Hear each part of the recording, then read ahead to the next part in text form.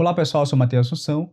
Neste canal eu falo sobre a boa filosofia e o catolicismo, e neste vídeo eu quero falar um pouco sobre a importância da compreensão dos autores clássicos, como eles podem nos ajudar nos dias de hoje, quais são os remédios que eles podem nos oferecer para poder nós entendermos as coisas como realmente elas são e para que nós tenhamos aí uma certa clareza com relação ao que acontece à nossa volta.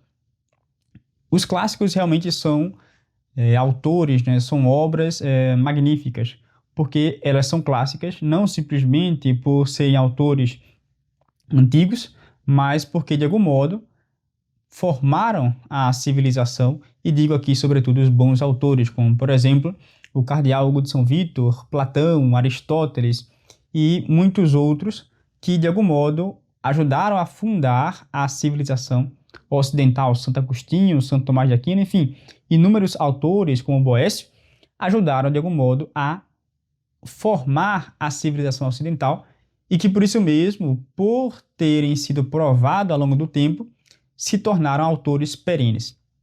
Então é sobre isso que eu quero falar um pouco no vídeo de hoje. Então, nós sabemos que as causas dos males atuais, como diz o Papa Leão XIII, elas não vêm por acaso, não surgiram por acaso. Sabemos muito bem que a causa dos males atuais são as ideias que surgem das escolas filosóficas. É daí que surge todo o mal, toda a perversão que encontramos nos dias de hoje, as perversões nas questões morais, as perversões na formação intelectual do ser humano. Claro, estamos aqui no âmbito dos autores, não é? Então vamos nos restringir a isso. O Papa Leão XIII, na Aeterni Patris, ele comenta sobre essa questão e diz que a causa dos males de sua época, e podemos estender isso para a nossa época também, é justamente essa: as escolas filosóficas, que propagarão ideias e propagam ideias que vão encontrar sede justamente na inteligência e, por sua vez, vão propagar coisas que vão perverter as ações do homem e, portanto, essa perversão nas ações encontra sede na vontade. E é daí que surgem os males, daí que surgem os erros, as guerras, o respeito humano, a indiferença. Todos os grandes males vão surgir dessas concepções errôneas que essas escolas filosóficas vão propagar de algum modo. Então nós temos aquela velha questão que já colocava Santo Agostinho na Cidade de Deus, em que dois amores formaram duas cidades. O amor desregrado de si mesmo forma a cidade dos homens, porque o homem soberbo não quer buscar resignação. Então esse amor forma a cidade dos homens, e a resignação, o desprezo de si mesmo, ao amor de Deus, pelo amor de Deus, forma-se então com isso a cidade celestial, a Jerusalém Celeste. E isso permeia ao longo da história. Santo Agostinho realmente ele consegue compreender muito bem essas questões e nos mostra certas coisas que acontecem até nos dias de hoje, não apenas questões que aconteciam no seu tempo. Ou seja, nós percebemos com isso que Santo Agostinho já enxergava as coisas de maneira clara, com nitidez, como que a história do mundo se dá. Nós temos as máximas do Evangelho contra as máximas do mundo. Isso vai permear as escolas filosóficas, diversos autores, pensamentos, enfim, tudo isso vai estar baseado nessas duas questões. Como diz Nosso Senhor, senão, quem não está comigo está contra mim. E esse pensamento de Santo Agostinho resume muito bem isso. Então, registremos alguns fatos, antes de tudo. Não há como negar que nós vivemos num mundo hoje que nega as coisas mais elementares. Vivemos num mundo imerso num relativismo filosófico total. Vivemos num mundo subjetivista. Vivemos num mundo que está imerso no pecado, um mundo que está cego para a verdade e para coisas evidentes, não simplesmente para demonstrações científicas, mas para coisas evidentes. Vivemos num mundo em que a análise racional e científica, o científico aqui entendido tal como um conhecimento certo, perfeito e atual do necessário, portanto, que engloba também a própria filosofia, vivemos num mundo que rejeita tudo isso. No fim das contas, o que parece é que as pessoas só levam em consideração as questões mais, digamos, da ciência moderna, não é? Então, a filosofia já não é mais ciência para muitas pessoas, o que é um erro, porque restringe a visão num ângulo de ciência que não faz sentido. Cada qual tem seu modo próprio de estudo e, portanto, né, tem um método para poder encontrar aquele seu sujeito de consideração e buscar compreender as suas propriedades. Enfim, no fim das contas, sabemos que a modernidade é uma tragédia interior que, sob esses esplendores de glória material, causa infarto da alma, como já disse em outro vídeo. Não é? Isso realmente é algo claro, não tem como não enxergar isso. Só não vê quem não quer. Então é como se vivêssemos o drama de nossas ilusões desfeitas. Realmente vivemos num mundo que é uma ilusão, um mundo que busca por vaidades, coisas que são passageiras e que não têm substância, não possuem substância. Isso realmente é algo efêmero. O tempo provará que essas coisas são efêmeras. E são inúmeras as coisas assim, não preciso entrar em detalhes e comentar sobre isso. Vocês conseguem perceber isso de maneira muito fácil. Agora, como que uma pessoa se torna efêmera, não é? É com a formação, com a má formação. Se uma pessoa ela tem uma formação intelectual boa, se ela tem uma formação moral boa, ela tem substância, ela tem algo de conteúdo dentro dela e, portanto, não é vazia de sentido. Ou seja, ela tem estatuto metafísico, não é? Ela é algo, ela não parece ser algo, mas é algo. Realmente ela tem substância, tem conteúdo. E conseguimos perceber isso quando conversamos com alguém. Se conversamos com alguém, a pessoa fala tal coisa, nós perguntamos a ela, tá, mas o que você quer dizer com isso? Ela vai explicar, vai conseguir argumentar e de fato mostra que ela possui substância, ou seja, ela tem domínio daquela coisa que ela está falando, portanto, ela conhece aquele conteúdo. Não é algo para aparecer, mas porque de fato é como que algo connatural a ela, porque ela já estudou aquilo tanto que aquilo já ficou uma coisa que faz parte dela. Então ela de fato conhece muito bem aquelas coisas. Então tudo começa na formação dos homens que compõem justamente a sociedade. Se a sociedade é bem formada, teremos boas ideias circulando nela e, portanto, pessoas que vão agir de maneira boa.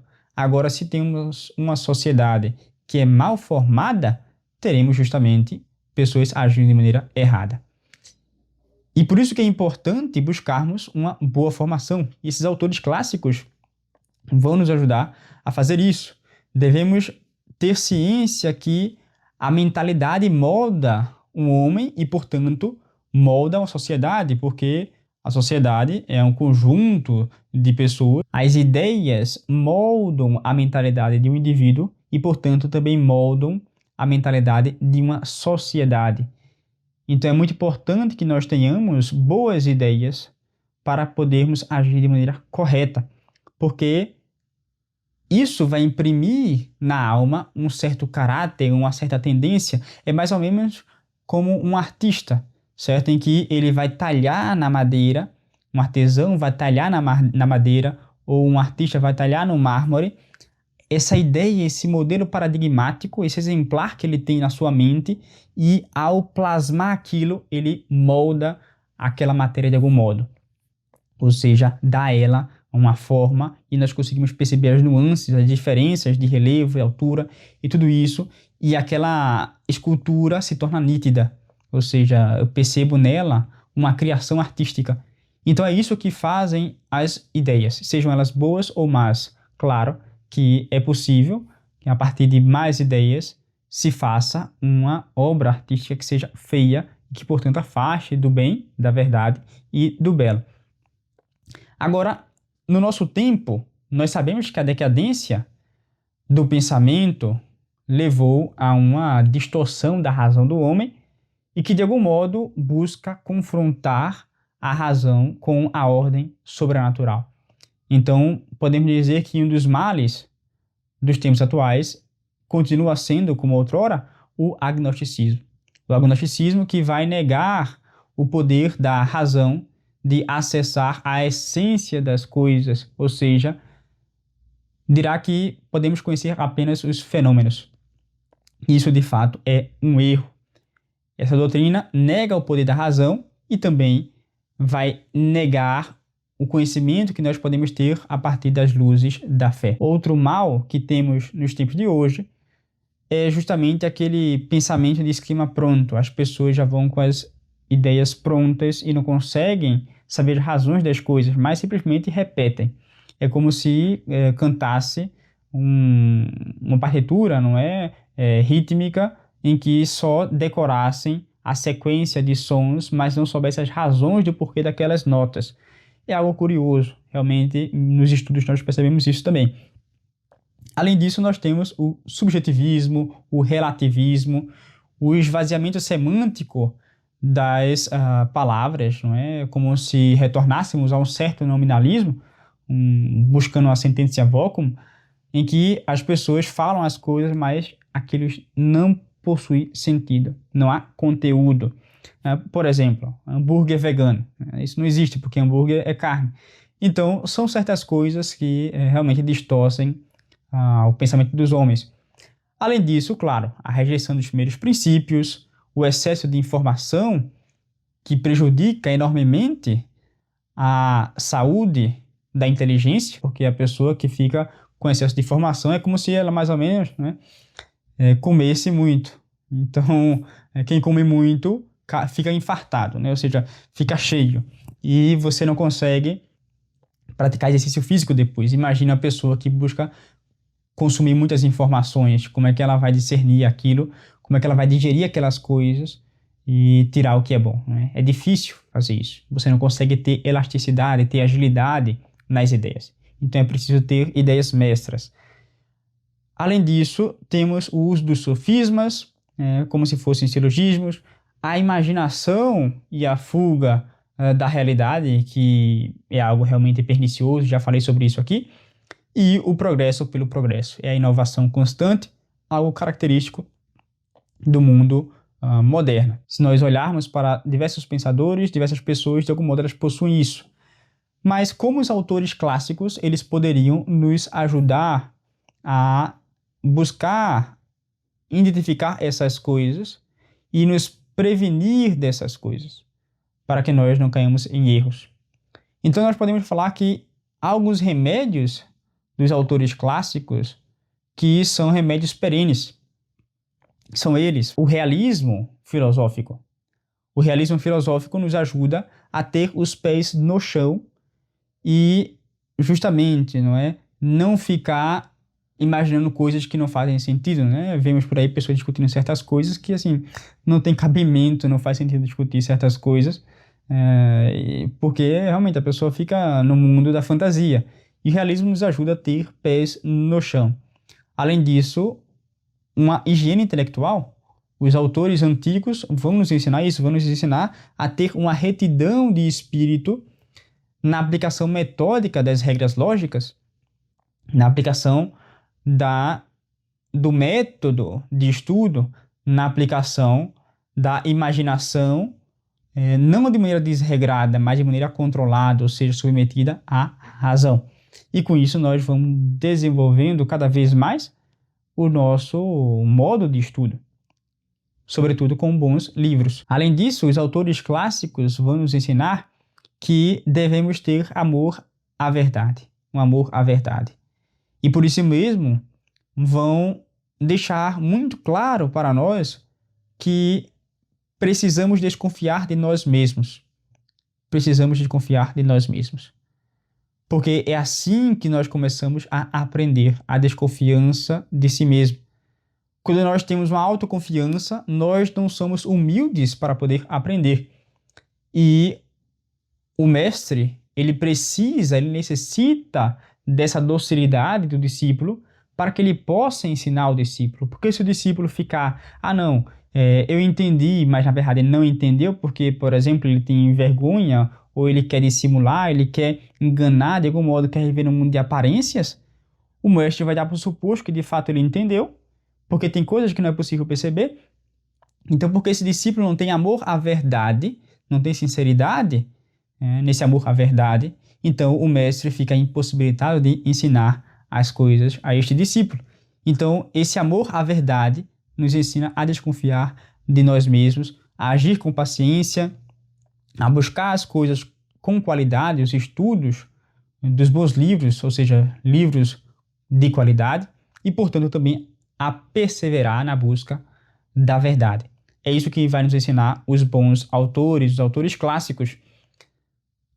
Por isso mesmo que a verdadeira pedagogia trata de dar ao aprendiz a capacidade de, por si mesmo, ele caminhar, de por si mesmo ele alcançar as causas das coisas, os porquês, as razões. Ou seja, a boa formação, a verdadeira educação, ela trata de dar uma formação adequada para pensar com respeito ao real.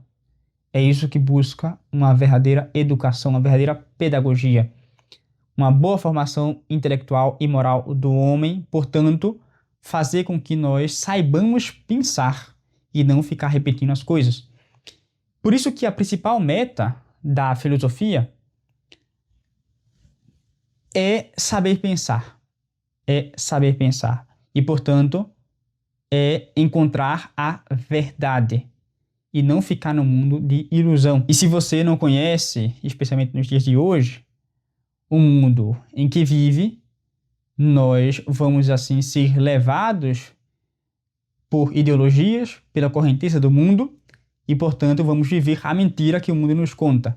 Então é muito importante que nós tenhamos clareza e consciência das causas das coisas. Por isso que São Paulo, ao falar sobre os gregos, os antigos, ele falava algo muitíssimo interessante de São Paulo aos romanos, que os gentios, eles não têm a lei. Mostram, todavia, a obra da lei inscrita em seus corações, de São Paulo aos Romanos 2,15. São Paulo, com isso, ele nos diz que os gentios eles podem nos ajudar de algum modo. E, de fato, é assim. São Paulo continua o texto e diz que indício que eles tinham a obra, né, da lei inscrita em seus corações, é que eles acusavam-se e excusavam-se mutuamente. Ou seja, eles sabiam o que era certo e o que era errado a partir da sindérese e, claro, né, com a obra da lei inscrita em seus corações por sua marca. É sobre isso também que vai falar o prólogo de São João, né? Era lux vera que illuminat omnem venientem in nunc mundum. Era a luz verdadeira que ilumina todo homem que vem a este mundo, quem? O verbo que ilumina o homem de duplo modo. Com a virtude da fé, que se adquire através do sacramento do batismo, que nos dá a igreja, e, em segundo lugar, com a luz natural da razão. A luz natural da razão. Mas a luz natural da razão, ela precisa ser aperfeiçoada com o auxílio exterior de um mestre. E quando nós não temos um mestre presente, nós aproveitamos daquilo que encontramos nos autores, nos livros, nos bons livros. E realmente isso vai aos poucos, não é? Esse alimento espiritual de formação da inteligência vai aos poucos atualizando as potências que nós já temos. São as razões seminais, como diria Santo Agostinho. Então, por isso que os autores antigos, de fato, eles podem nos ajudar. Podem nos ajudar. Porque, como diz também o Salmo 4, Signatum est super nos lumen votus tui, Domine, dedisse letitiam in corde meo. Marcado está sobre nós, Senhor, o lume de vosso rosto para a alegria de meu coração. Deus marcou nos homens essa luz, deu ao homem essa luz natural da razão para poder acessar a verdade. Claro, uma verdade do plano natural ou ainda de preâmbulo da fé, como no caso da existência de Deus. E é por isso que os autores clássicos, os bons autores de filosofia, por exemplo, Platão, Aristóteles, né, eles podem nos ajudar imensamente e, de fato, ajudaram a formar a cristandade de algum modo, preparando o caminho para o advento de Nosso Senhor, como preparando a inteligência dos homens. Então, por isso que eu decidi fazer esse curso, Compreender os Clássicos, e que alguns já devem estar sabendo, em que buscarei utilizar dos bons conhecimentos desses autores para que nós possamos ter clareza com relação às ideias, com relação à nossa formação, e que de fato isso possa ser aplicado em todas as áreas da nossa vida. Nesse curso eu vou tratar mais detidamente dos diálogos platônicos. Farei outro vídeo para poder explicar mais sobre Platão e o objetivo desse curso com Platão, mas também trarei livros de autores católicos, como por exemplo Hugo de São Vítor, um clássico que é o Meditar e Aprender, por exemplo. Então a ideia é que eu faça módulos, não é, desse curso, e estamos começando agora o primeiro módulo no dia 10 de julho, 10 do mês 7, iremos começar esse curso. Então as inscrições estão abertas, você pode conferir o link na descrição. As inscrições vão até dia 9 de julho, certo? Então lá também vocês vão poder encontrar mais informações, mas farei um vídeo para poder explicar essas questões. De fato, esses autores podem nos ajudar imensamente, e penso que Platão possa nos ajudar muito, porque Platão, de fato, é um filósofo sublime. Essa é a proposta que eu tenho e quero colocar para vocês, para que nós possamos estudar juntos esses textos a partir do método socrático de discussão. Então, é um modo novo de estudos, pelo menos, para alguns dos meus alunos, certo? Então, nos vemos no próximo vídeo. Link na descrição. Se inscreva. Tchau, tchau.